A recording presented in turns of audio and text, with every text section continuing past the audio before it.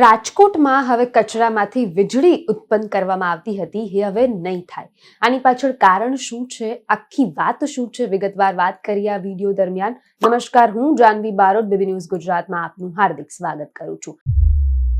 શહેરમાંથી નીકળતો કચરો હંમેશા કોઈ પણ શહેરના શાસકો અને અધિકારીઓ માટે માથાનો દુખાવો સાબિત થતો હોય છે.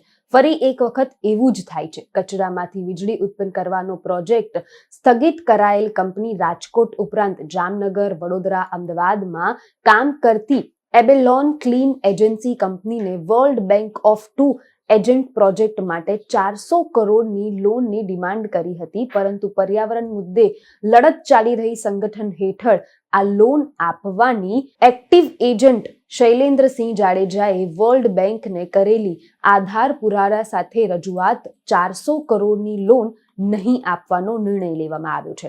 રાજકોટમાં એબેલોન ક્લીન એજન્સી કંપનીને છેલ્લા 11 વર્ષથી કચરો પ્રોસેસ કરવાનું કામ કરે છે. દરમિયાન એવા નિર્ણયો કંપનીએ લીધા હતા કે જેટલો કચરો નીકળે છે એમાંથી વીજળી ઉત્પન્ન કરવામાં આવશે.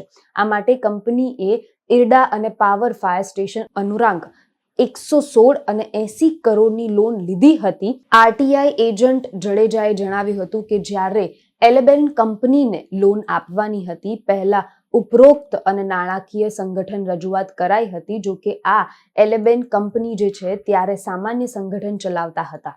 જો કે આમ છતાં ઉપરાંત બંને નાણાકીય સંગઠન રાજકોટમાં કચરાને પ્રોસેસ માટે એબેલોન કંપનીને લોન આપી પણ હતી.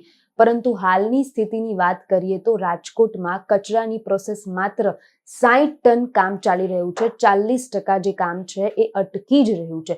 રોજનો રોજ ઢગલા વધતા જ જાય છે. આ સમય દરમિયાન 2024માં એબેલોન કંપનીએ રાજકોટ ઉપરાંત અમદાવાદ, વડોદરા અને જામનગરમાં વેસ્ટ ટુ એજન્ટનો પ્રોજેક્ટ પણ પાસ કર્યો હતો, જેના માટે 400 કરોડની લોન મૂકી હતી. આ અંગે જાણ આરટીઆઈ એજન્ટ શૈલેન્દ્રસિંહ જાડેજાને કરવામાં આવી હતી અને આ ઉપરાંત એમને જણાવ્યું કે ટોટલ કચરો 7.55 લાખ ટન છે. એમાંથી રોજ 700 ટન કચરો નવો આવતો હોય છે. એમાંથી 100 ટન કચરોનો પણ ઉપયોગ હજુ સુધી આ કંપનીએ કર્યો નથી.